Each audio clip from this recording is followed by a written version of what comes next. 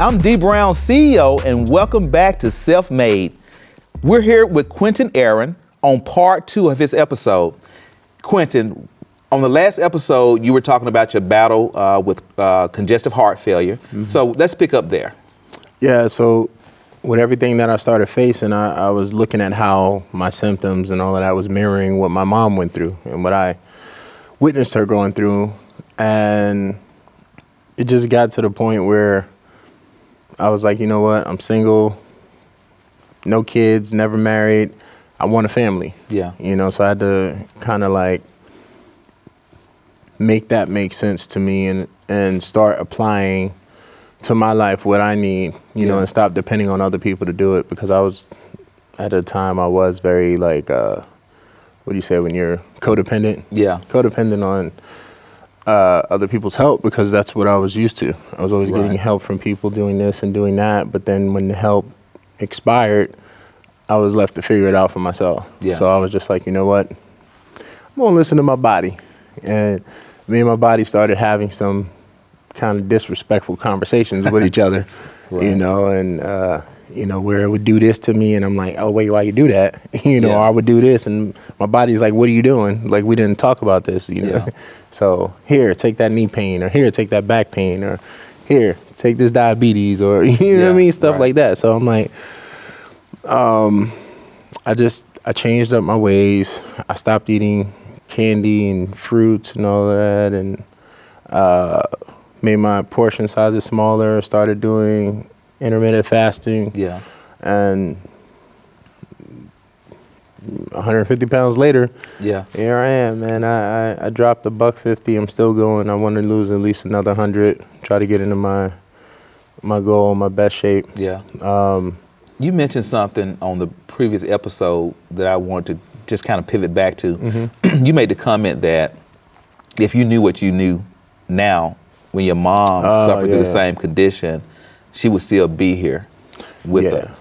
So just kind of touch on what you meant by that statement. You know, I mean, growing up in our household, I didn't know what eating healthy was. We ate soul food. We ate, you know, mama's cooking or fast food or whatever. Like, the only vegetables we got were collard greens. Yeah. Or fried cabbage with bacon in it. I would say with pork in it. You know what I mean? So like, but like when I trained for The Blind Side, I had a nutritional chef that prepared all my meals, and it was the first time eating like that ever in my life. Yeah. And, you know, in 11 weeks time, eating 5 meals a day, training 2 times a day, I lost 103 pounds.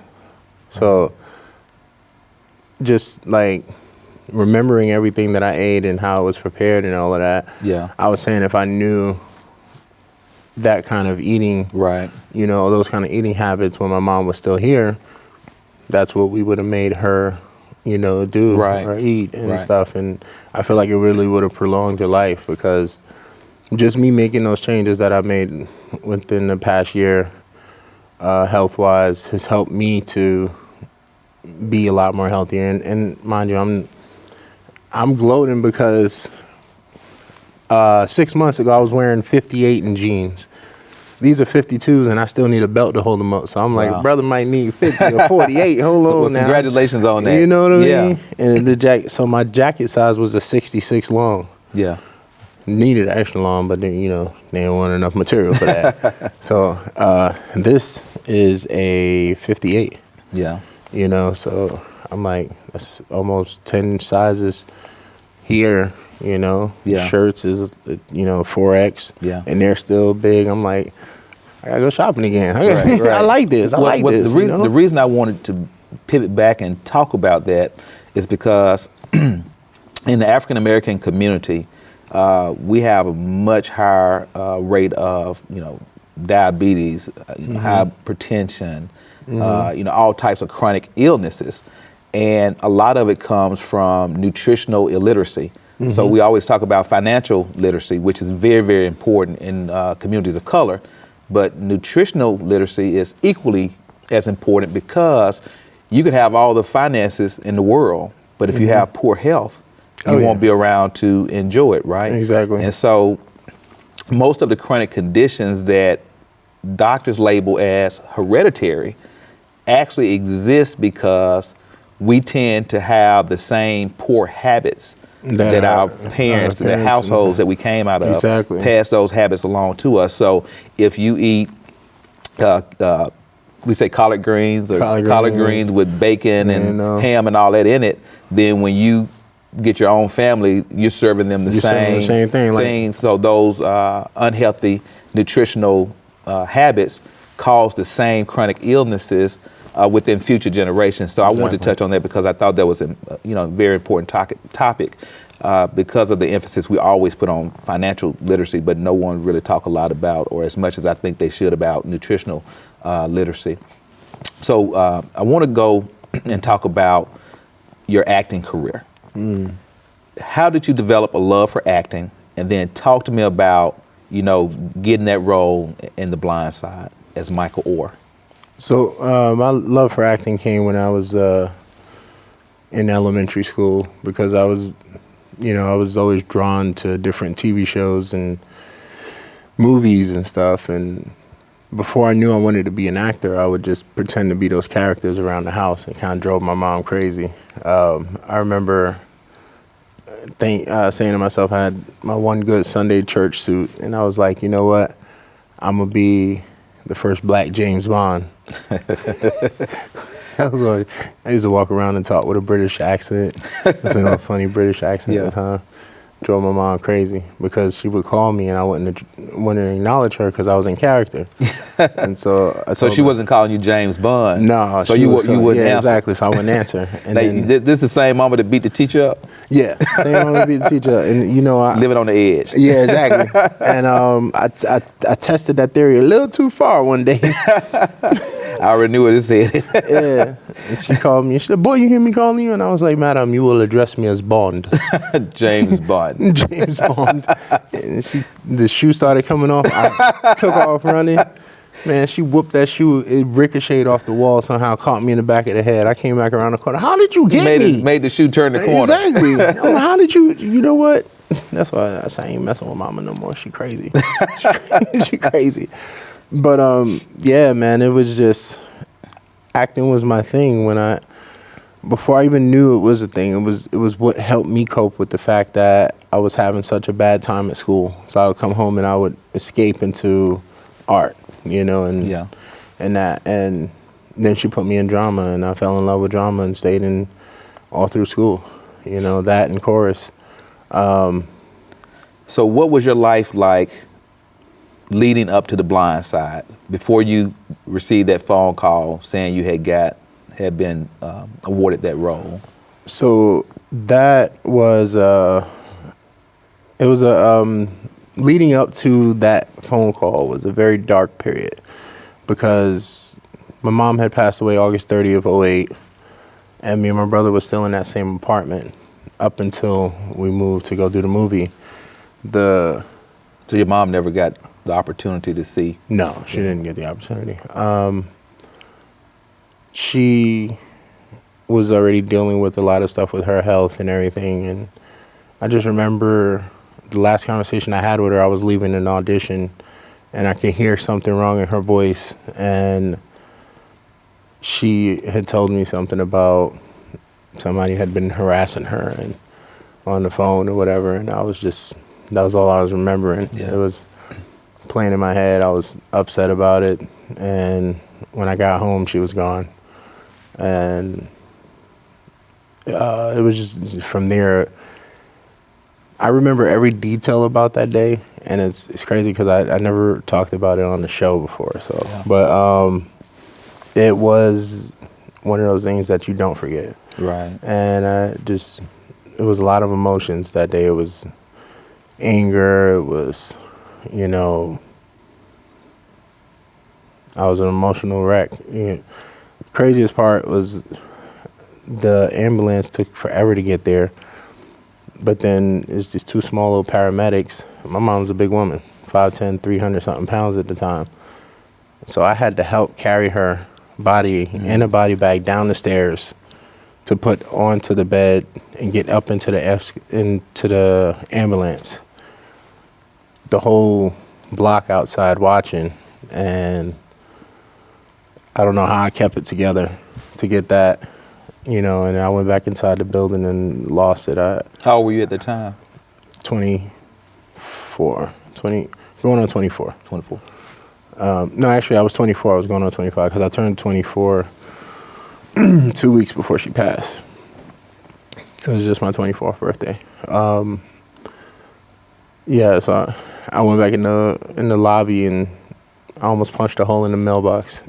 Yeah. It hurt my fist. I think it still got a mark on it from it. But yeah, that rest of that year, I couldn't get a job to save my life. You know, one by one, all of our utilities cut off. I kept going to court to try to prolong us not getting evicted, and you know, try living in an apartment in New York in the dead of winter, no lights, no nothing. I had to walk every day to my aunt's house to get food for me and my brother to eat that she would cook for us, and then we'd be in bed by 6 because that's when it gets dark, and we didn't want to be up and awake in an apartment with no lights. Right. So we try to sleep till the next day. That happened all winter. Then I got this job doing security at Silver Cup Studios where they shot 30 Rock, and that was the first job I got all year. This was probably like late February, because this was the job that I was working. It was only 7 days. They're gonna pay me $1,000, and I got, on the 7th day, I was getting ready to get paid. That's when I got the call from the sheriff's department that they were gonna padlock the door in 72 hours. So I was like, all right, cool. I get this paycheck. Let's go and pack up our stuff. We'll get a hotel, figure it out from there. Hang up the phone. 30 seconds later, that other call came in. So that's what I was talking about earlier. Yeah. Yeah, that other call was the producers from the movie, and they was like, we can get you down to Atlanta right away to start training. I was like, define right away. Right. Like, next couple of days. I said, I could come tomorrow. You're like, in less than 72 hours, right? Like, yeah, it's like, I could come tomorrow. And it's all right, cool, no problem. We'll get your first class ticket. I said, can I bring my brother? Because I kind of have no place to leave him. Yeah. I was like, no problem. We'll get you 2 first class tickets. I was like, thank you, Jesus. you are something else. Thank you. You know what I mean? So went home and told my brother, and that part was cool because from the day my mom passed till then, I hadn't seen any emotion on his face. He didn't cry. It was blank, monotone, and I was so scared because I didn't know what was in his mind. I'm like, every day I left the house, I'm like, what am I going to come back to? Right. Will he be here? Will he do something? You know what I mean? And that's kind of like, he's who saved my life, because I would have did something stupid if it wasn't for him. Yeah. You know what I mean? And the day that I came home and I told him that we got the part, he fell back on the bed and he started like laughing. He was, oh my God, yes. Man, I was like, I had to walk out the room, bro, because that was the first emotion I seen from him. Yeah. So I went out the room and I was like Sandra Bullock in the movie when she walked out after I said I never had a bed before. Yeah. That was me. I walked out the other room, in the other room, ugly crying, bro. I was like, just like going off. And the rest was history. We packed up, we left, went to do the movie. So what was it like working with Sandra Bullock and being a part of that production that was highly successful?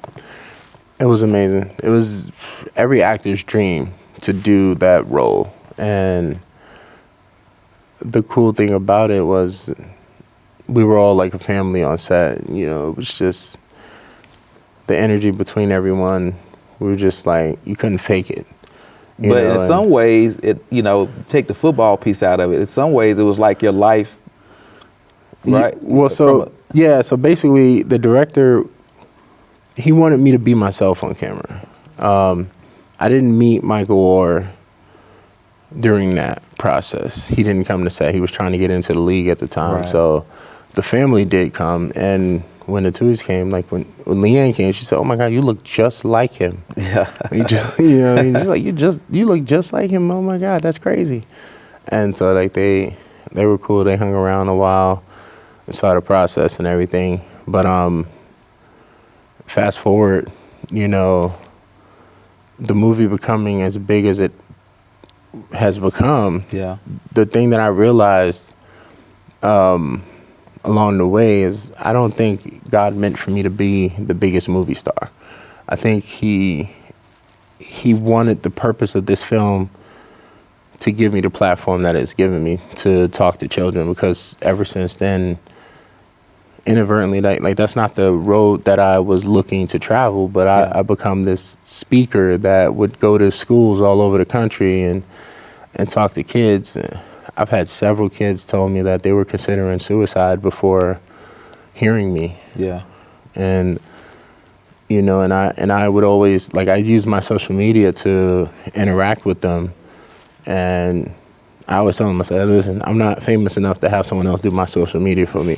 So when you write me, you're talking to me, you know. So I'm not verified, but you know, I promise you, it's me. Yeah. But and so I found that to be an amazing opportunity, because every time I was able to get in front of kids and talk, and just to see how they took to me, I felt like I was doing what God wanted me to. Yeah. And,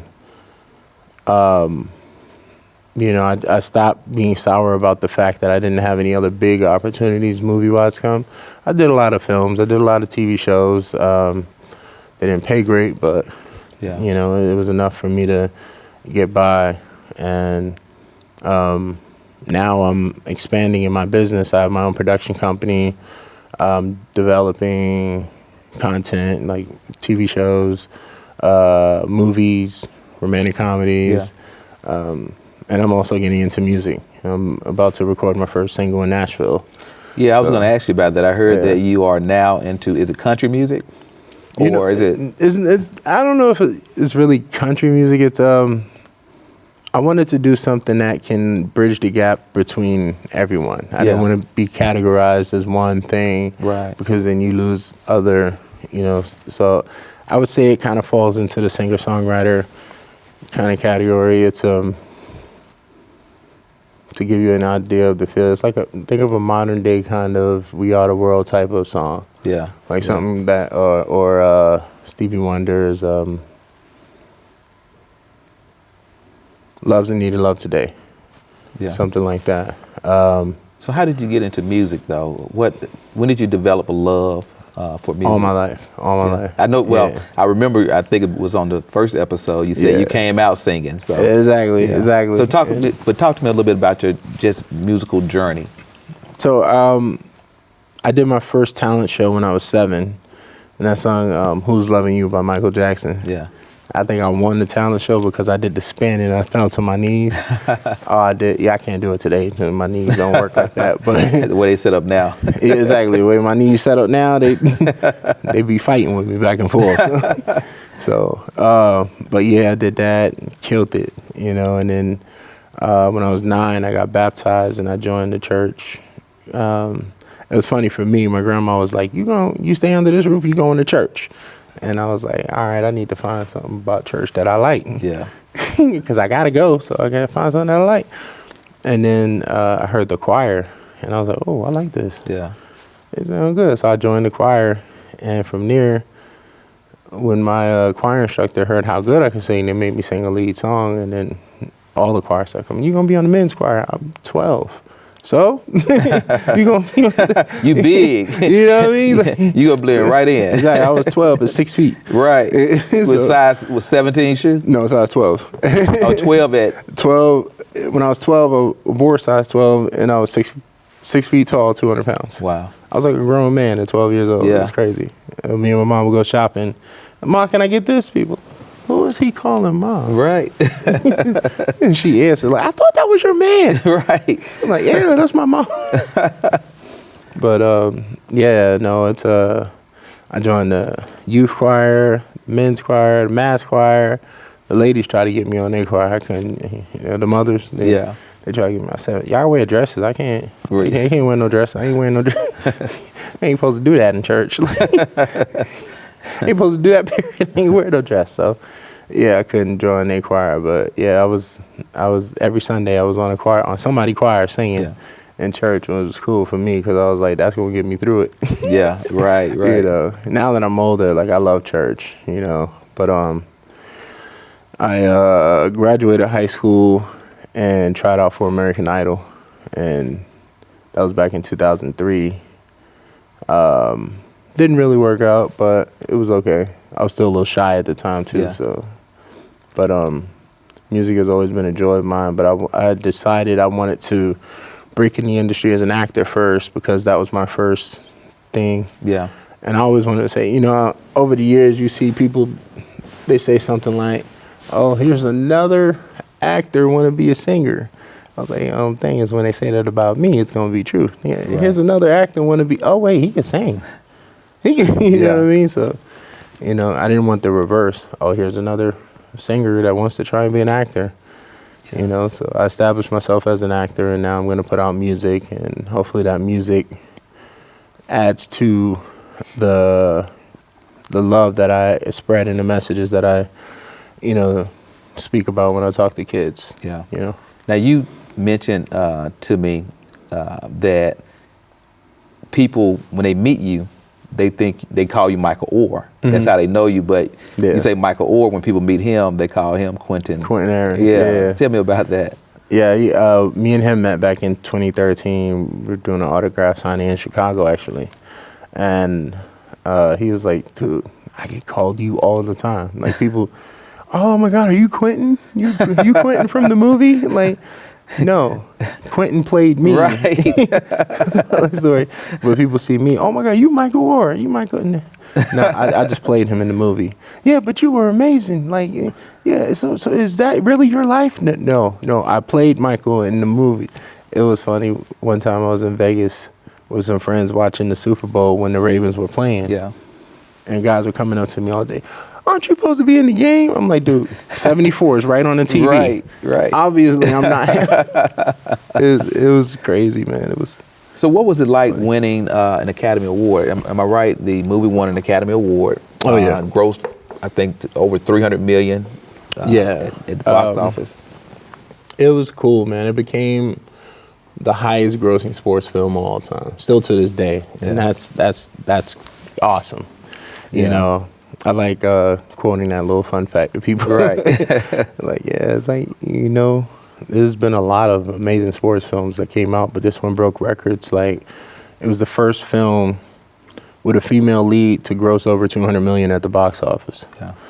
Yeah. Highest grossing sports film of all time.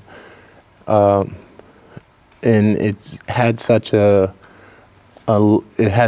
amazing effect on people, in a sense to where it gave a whole new audience to football. Yeah. Or give football a whole new audience. I get so many little ladies that come up to me that, "I never watched football until I seen your movie, and now I love it. I never miss a game." They're buying Really? season tickets and stuff. It's crazy. That's interesting. Interesting. So what's next?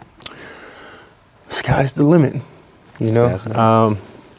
Music. I'm getting ready to go to Nashville, record.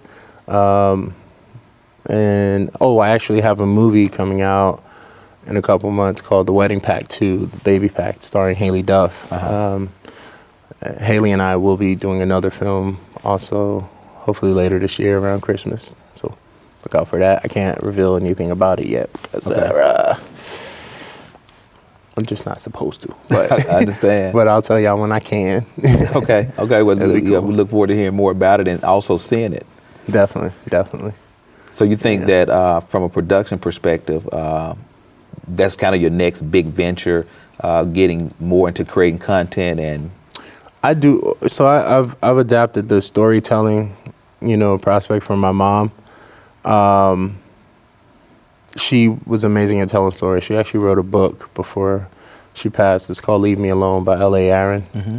And she basically, I adapted her storytelling aspect. I find writers to turn them into screenplays, but a lot of the content that I'm creating is based off of ideas that are projects that I've always wanted to do. So I have a romantic comedy, I have a love story, I have action series. I have a series that's based off my life, actually, that's ready to go. It's called Acting Hollywood, and it's based off me and my brother, losing our mom and then getting the opportunity of a lifetime, moving to LA and becoming famous. So Yeah. the series is like that. I call it, it's our own version of Black Entourage, basically. So Oh wow, sound exciting. yeah. But what I want to do at this time, Quinton, is I want to recognize you for the success that you have achieved. And this show is all about individuals who come from disadvantaged circumstances, ordinary circumstances, but go on to reach the highest level in their respective careers. And for that, I want to honor you today by presenting you with the Self-Made Lifetime Achievement Award for all that you've done to showcase Black excellence in this country and internationally with your work. And so I appreciate you being on the show. Thank you so much for joining me. Thank and you. I want to thank each of my viewers for watching this episode of Self-Made with D. Brown CEO. And remember, without you, there's no me.